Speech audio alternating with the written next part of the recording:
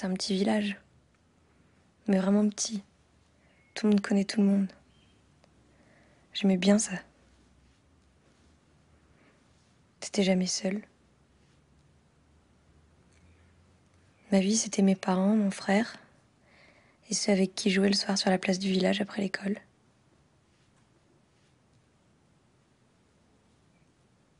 Quand j'étais petite, je trouvais que c'était le paradis. On était libres, lâchés dans la nature.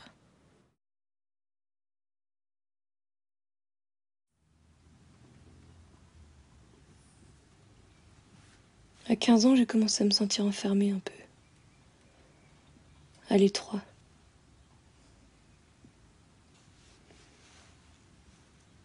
Je sentais un truc dans mon ventre qui grandissait, un peu comme une envie de vomir. Je suis sortie avec un mec, Aurélien, mon meilleur ami. On prenait des bains ensemble quand on était petits, alors du coup ça me semblait normal, naturel. Je l'aimais bien. Je me disais que tout ce que je sentais de bizarre chez moi, ça allait disparaître avec lui. On a couché ensemble. J'ai pas trop aimé ça. Je me disais que c'était normal, tu vois, la première fois. Puis on parlait beaucoup. Alors je lui ai dit que j'étais troublée par des filles. Surtout par une fille, en fait. Et lui, il était super compréhensif. Il me disait que c'était normal, il me poussait à aller au bout de ce désir-là. Au début, ça m'a fait du bien qu'il l'accepte. Puis en fait, j'ai compris qu'il voyait surtout l'occasion d'un plan à trois. Si j'avais couché avec elle toute seule, il aurait trouvé ça dégueulasse. Je l'ai quitté. Puis il a commencé à raconter à tout le monde que j'étais bizarre et que j'étais Gwyn. Puis il y a eu un jour, c'était l'été. On faisait une pièce de théâtre avec la troupe du lycée sur la place du village. Moi j'étais la plus forte, j'avais le premier rôle. Je jouais un garçon, j'avais coupé mes cheveux très courts. Ma mère m'avait fait un super costume. Un uniforme avec une cape. Et puis là, quand j'entre en scène, j'entends la voix d'un type, un ami de mon père. Alors je le regarde, il se lève, il s'attrape l'entrejambe et il dit que quand j'y aurai goûté, ça changera tout. Qu'il fallait tomber sur le bon et toutes ces conneries. Même pas originales. Tout le monde a ri. Tout le monde. Tous ces gens avec qui j'avais grandi. Mes profs, mes amis, mon frère. J'ai regardé mes parents, ils étaient assis au premier rang. Et ils rigolaient pas à ça, non, mais ils sont restés silencieux. Ils ont regardé tout le monde se foutre de ma gueule. Ils sont restés assis comme au spectacle, sans rien dire.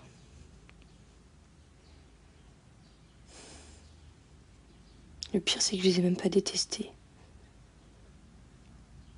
Je me suis détesté, moi, d'être comme ça. Après ça, tout le monde se taisait. Mes parents n'en parlaient pas. Mais je sentais dans la rue qu'on me regardait. On se moquait dans mon dos. J'étais toute seule. Enfin non, il y a une fille qui est venue vers moi. Celle qui me plaisait. Elle me traînait pendant des heures dans ma chambre. Elle me prenait la main. Elle m'allumait. On buvait jusqu'à s'endormir. Je voyais ses yeux qui brillaient quand elle me regardait. C'est ça qui me faisait tenir. disait que c'était possible. Alors un jour, j'ai essayé de l'embrasser et elle m'a repoussée. Comme si c'était dégueulasse. Comme si elle n'y avait pas pensé.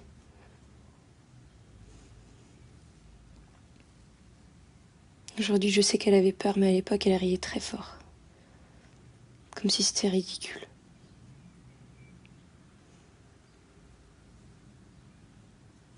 Elle aussi, elle l'a raconté à tout le monde. Après ça, mes parents avaient vraiment honte. Je le sentais. Alors je suis partie. J'ai senti qu'ils étaient tristes, mais aussi un peu soulagés. Enfin, je sais pas. Je les ai pas revus depuis. Ça fait 3 ans. On s'appelle, on se dit des banalités. Ils posent pas de questions, surtout pas. Parce qu'ils ont peur des réponses.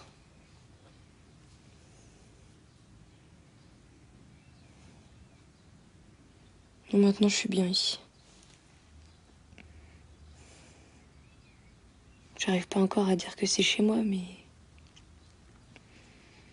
Chez moi, c'est toujours là-bas. Mais peut-être que ça va changer maintenant. Maintenant que t'es là.